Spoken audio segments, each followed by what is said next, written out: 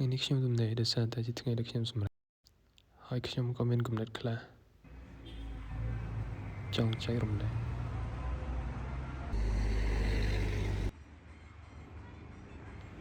គំនិតដែលទាក់ទងទៅនឹងភាពស្ងៀមស្ងាត់ហើយនឹងការនៅម្នាក់ឯង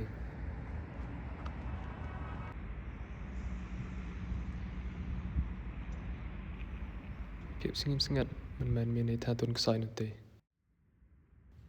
ពេលខ្លះភាពស្ងៀមស្ងាត់បញ្ជាក់ពីភាពរឹងមាំ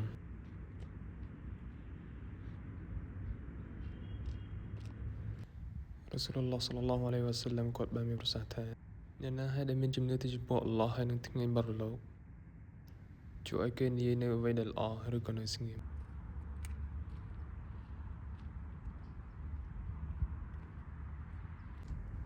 ពេលខ្លះហត់ចិត្តគឺមិនមែនដោយសារតែការធ្វើការនោះទេ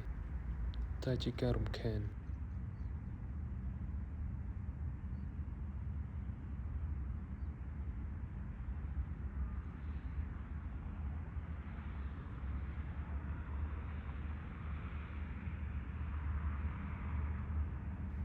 មិនមែនរាល់ពេលអ្នកត្រូវស្ដាប់ចម្រៀង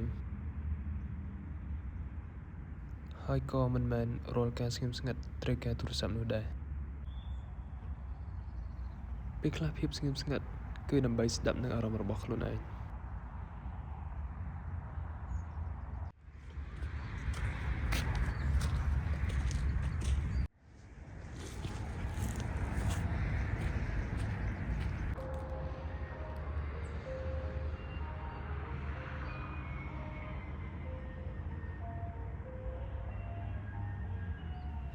ចូលយកពេលវេលានៃភាពស្ងៀមស្ងាត់របស់អ្នក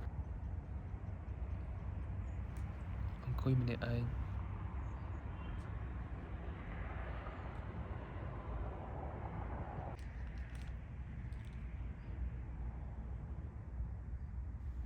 ហើយរំលឹកទៅចំពោះអល់ឡោះ